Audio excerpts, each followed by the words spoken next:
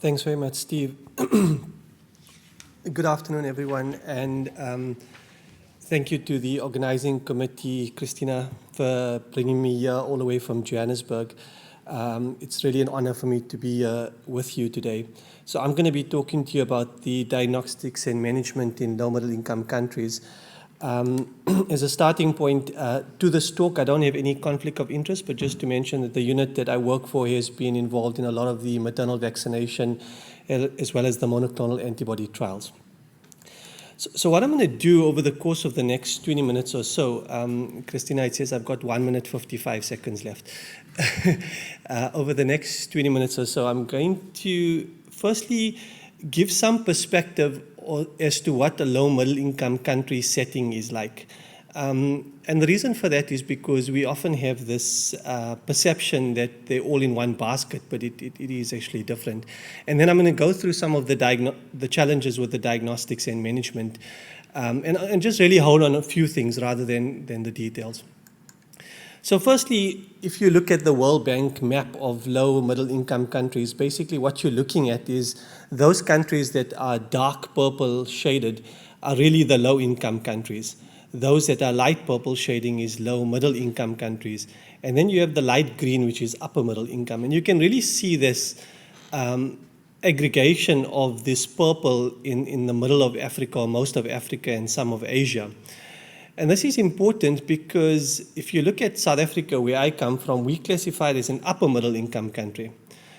Now, I want you to take you to this next concept, which is called the Genie Coefficient. And really, this is the disparity that exists in terms of the levels of equality within a country. So you could have a middle income country like South Africa, but you could have a high Gini coefficient. And the darker areas, as you can see, are those areas that have a higher Gini coefficient, which is really telling you that there's a huge inequality between the upper and the lower wealth brackets.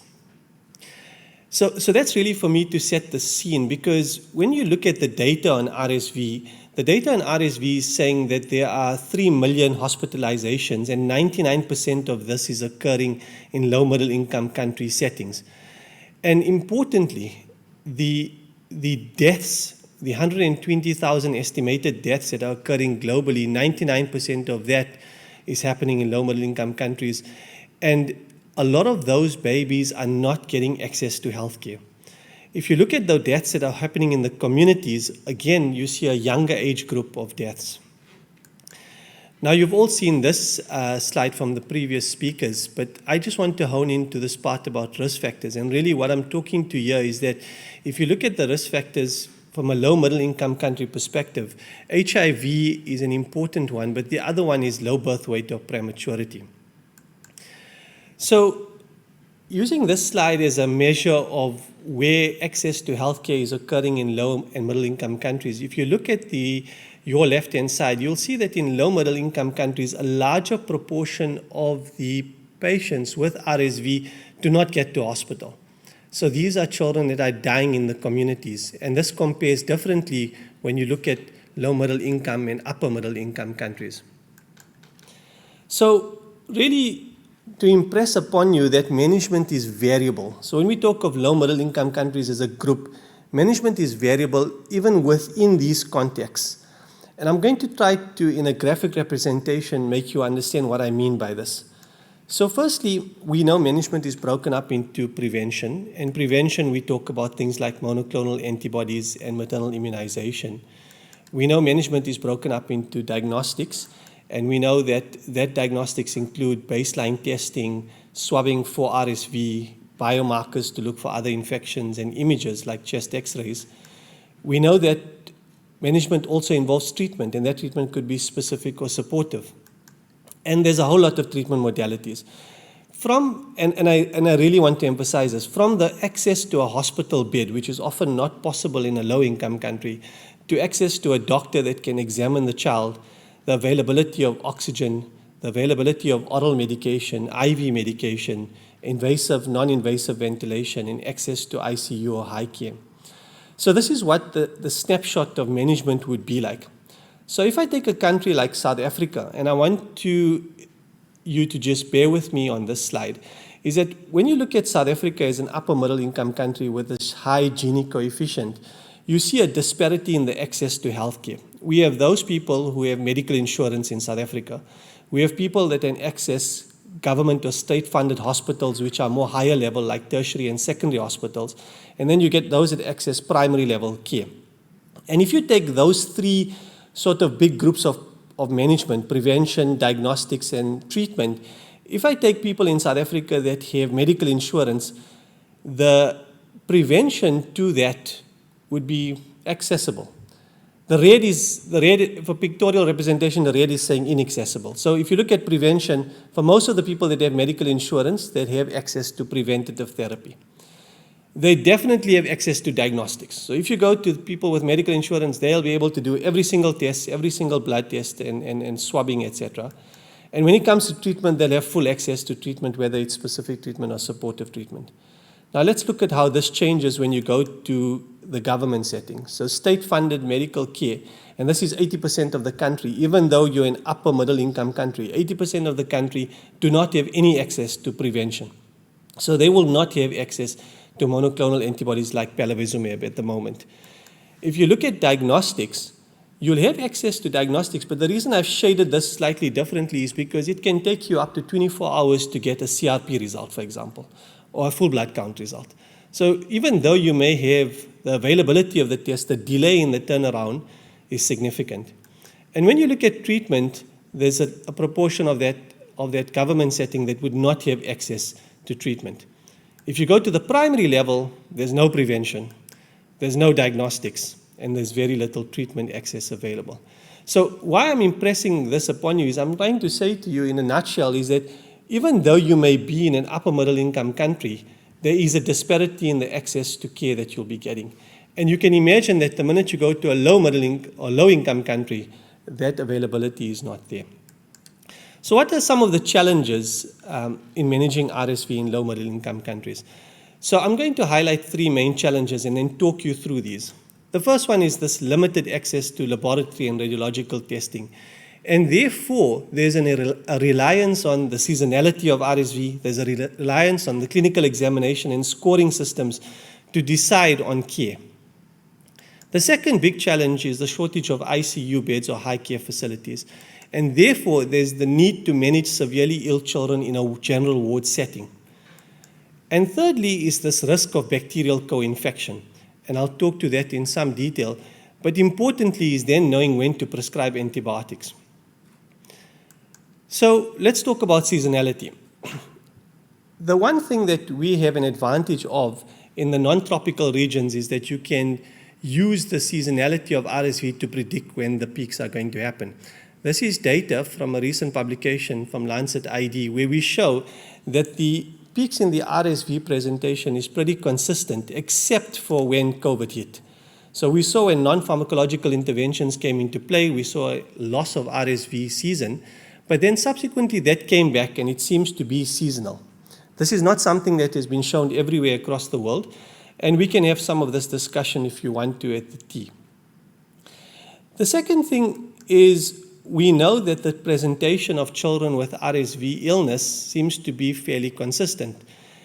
As you get across all the age groups under 5, you see that cough is an important presentation in children with RSV in the hospital setting, and so is fever. And to different degrees, there are other symptoms that are present. Now, I want to take you to the next point, and the next point is when we look at RSV, the two main clinical syndromes that we talk about is upper respiratory tract infections and lower respiratory tract infections.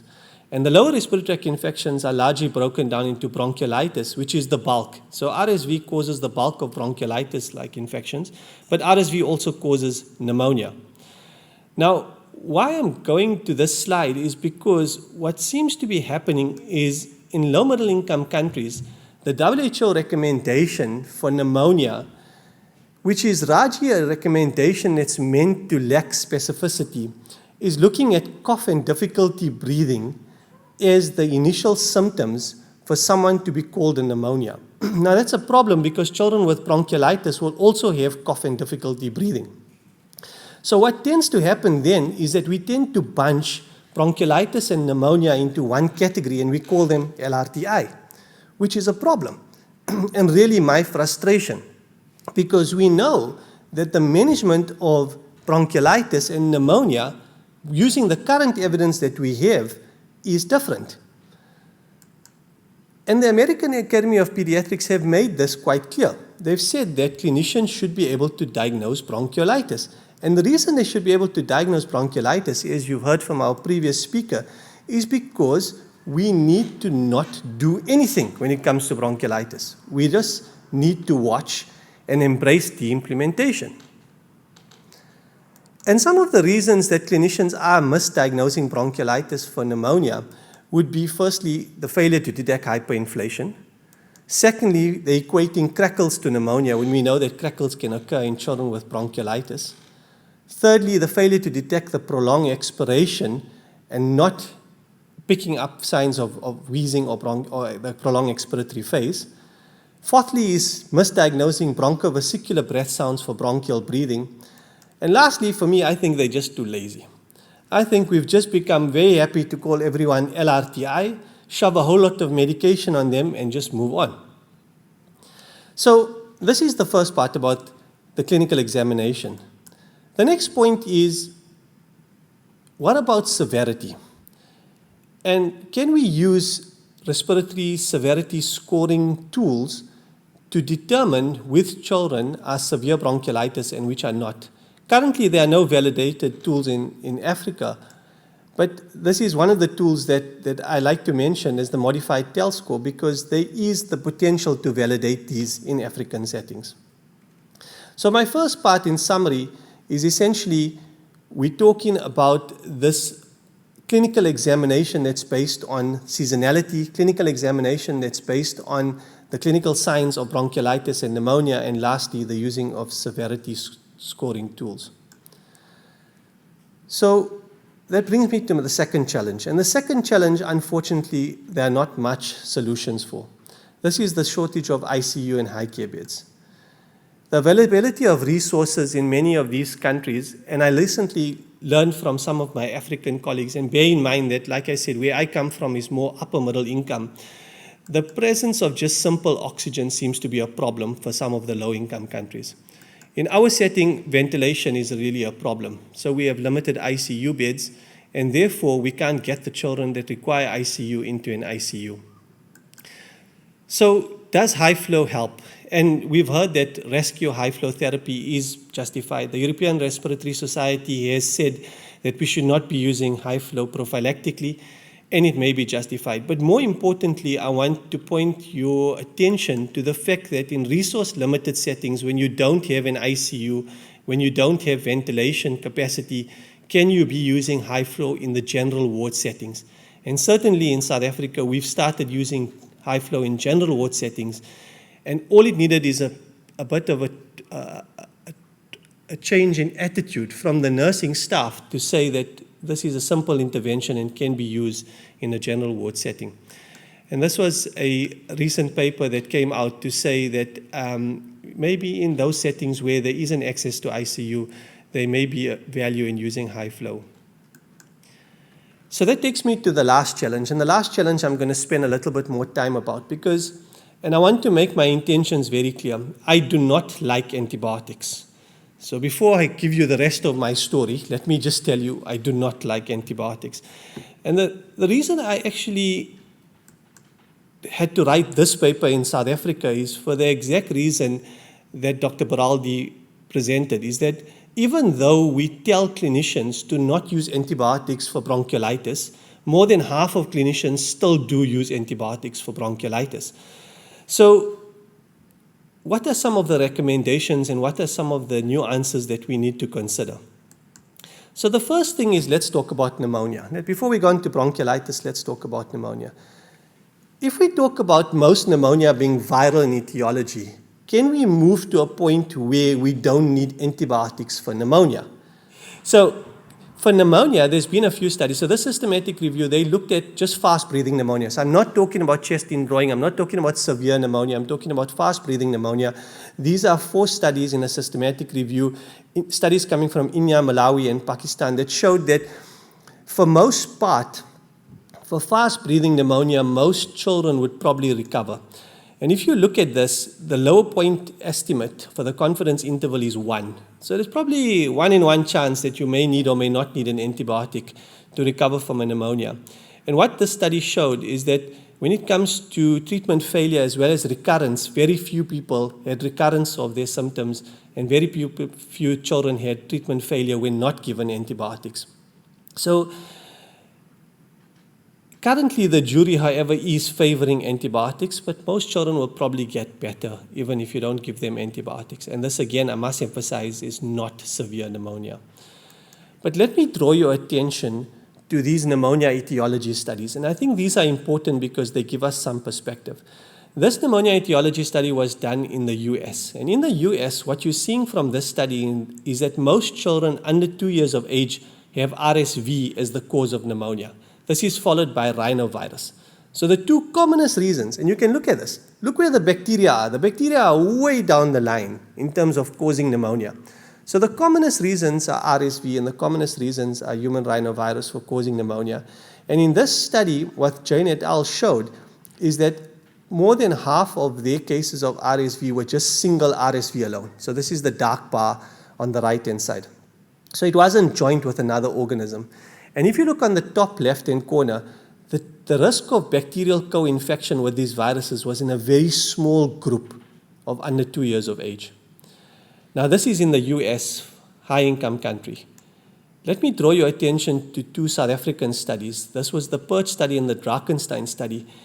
And what we see is a very contrasting picture. We see that the risk of bacterial co-infection or the presence of bacteria with viruses in children who had pneumonia is far higher in this setting compared to the US study. Also, data from the CHEM study, which is the child mortality surveillance study, showed that a large chunk of the children who died from RSV, a large chunk of children who died from pneumonia had bacteria as well as viruses on their panels. And this from the recent meeting that took place here in Portugal. This was looking at the off-season RSV pandemics. And what they found is that there was an increase in hospitalization stay as well as an increase in severe disease in children who had bacterial infection with RSV. And if we go then and we look at what is the data to support that, we know that there's an enhanced adherence of pneumococcus to epithelial cells that have RSV. We see this from the electron microscopy as well as fluorescent microscopy on the right-hand side.